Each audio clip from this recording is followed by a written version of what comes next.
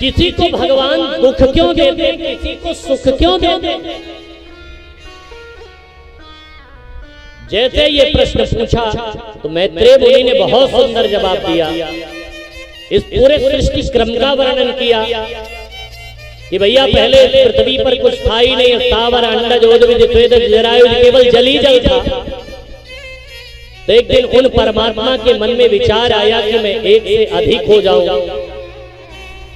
उनके नाभि से कमल की उत्पत्ति हुई। कमल पर 4 मुंह वाले ब्रह्मा जी प्रकट हुए। ब्रह्मा जी सोचने लगे कि मैं आखिर कहां से आया। ब्रह्मा जी को आकाशवाणी सुनाई दी और ब्रह्मा जी ने घोर तप किया। उन्हें परमात्मा नारायण का दर्शन हुआ और नारायण ने चतुर्थ श्लोकी भागवत का गान करवाया। ब्रह्मा जी मानसिक सृष्टि से विस्तार करने लगे, लेकिन मानसिक सृष्टि से विस्तार संभव न हो सका। मैथुनी सृष्टि का उपक्रम बनाया और फिर आगे चल करके भैया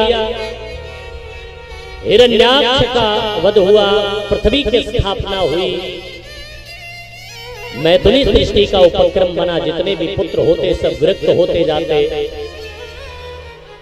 स्वयं मनु की बीच वाली कन्या देवहूति से करदम जी का विवाह पक्का हुआ। शर्त रखी गई एक पुत्र होगा तो हम चले जाएंगे तपस्या करने। पुत्र हुआ नहीं, कन्याएं हो गई 9। तो भैया एक दिन जैसे ही करदम जी ने कहा देवी जब मेरे जाने का समय आया, देवहूति मैया ने प्रार्थना किया और करदम जी के यहाँ देवहूति मैया के गर्भ से कपिल भगवान का प्राकट्य हुआ। और कपिल भगवान की प्यारी सी झांकी को अपने दिल में बैठा करके करदम जी चले गए तपस्या करने के लिए। धीरे धीरे कपिल भगवान बड़े हुए। तो भैया देवहूति मैया ने आज अपने ही बच्चे को व्यास गादी पर बैठा करके चंदन लगाया, फूल माला पहनाई, आरती उतारा और अपने ही बच्चे से पूछ बैठे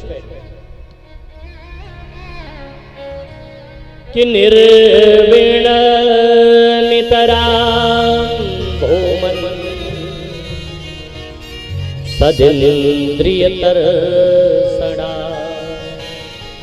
बेटा मेरा पहला प्रश्न है कि बंधन किसका हो। ध्यान से सुनना जरा, ये भागवत का पहला संवाद है, नोट कर लेना। जब जो व्यक्ति आपस में बात कर रहे हो तो उसे संस्कृत में कहते हैं वाद। ये वाद कर रहे हैं,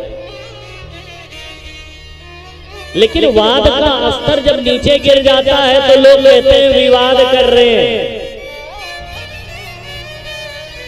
लेकिन उसी वाद का स्तर जब ऊपर उठ जाता है तो वाद विवाद नहीं, लोग कहते हैं ये संवाद कर रहे हैं प्यारे। और ये भागवत का पहला संवाद है प्यारे, कपिल देवहूति संवाद। यहां से भागवत में सांख्य शास्त्र प्रारंभ हो रहा है। देवहूति मैया ने पूछा कि बेटा बंधन किसका होता है, शरीर का, आत्मा का या फिर मन का? क्योंकि यदि शरीर का बंधन होता है तो लोग फिर आज तक शरीर को मरने के बाद इसको फिर बचा क्यों नहीं पाए, मिट्टी क्यों हो जाता है। और यदि आत्मा का बंधन होता है तो मृत्यु के बाद आत्मा को आज तक किसी ने पकड़ा क्यों नहीं।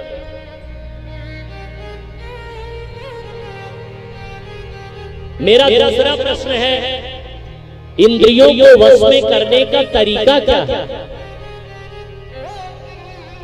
क्योंकि ये इंद्रियां अपनी अपनी ओर खींचती हैं। बलवान इंद्रिय ग्रामो विद्वानमपि कर्षति। ये इंद्रियां बहुत बलवती हैं।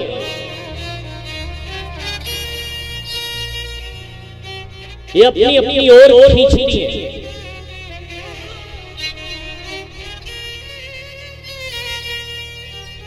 और ध्यान देना, इंद्रियों के वश में जो चलता है वो भोगी कहा जाता है, लेकिन इंद्रियां जिसके वश में चलती हैं वो योगी कहा जाता है।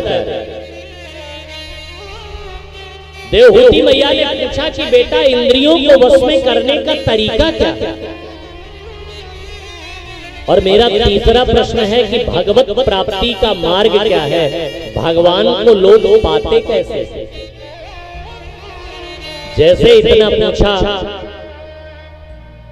तो कपिल भगवान ने कहा कि वाह मैया, इतनी विदुषी होते हुए आप हमसे पूछ रही। बोले हाँ बेटा, कहीं कहीं बेटे की महानता ज्यादा होती है, तो तुम बताओ। जैसे कपिल भगवान ने कहा कि जरूर बताएंगे मैया, आप लोग तो जानते ही होंगे कि भगवत प्राप्ति का मार्ग क्या है, भगवान को कैसे पाया जाता है, जानते कि नहीं? हाँ, जानते हो तो ठीक, और न जानते हो तो बता दे। हाँ, जानते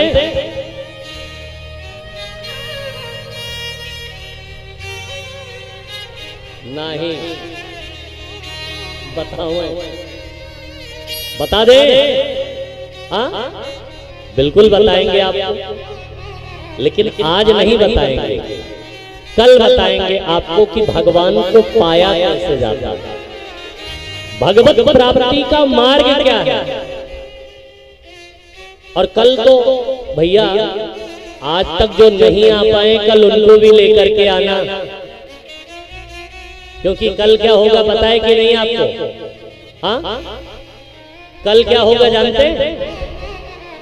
अरे कल तो अवतारों की चर्चा बहुत है, हरिया अवतार, वामन अवतार, नृसिंह अवतार, रामावतार, और कल ही तो हम लोगों के बीच कन्हैया भी पधारेंगे। कितने सौभाग्य का विषय, जरा देखिए, कल ही तो हम लोगों के मध्य कन्हैया का आगमन होगा। तो मैंने ऐसा संतों के मुंह से सुना है कि जो कृष्ण के उत्सव में सम्मिलित होता है, उसके जीवन में महोत्सव आ जाता है प्यारे।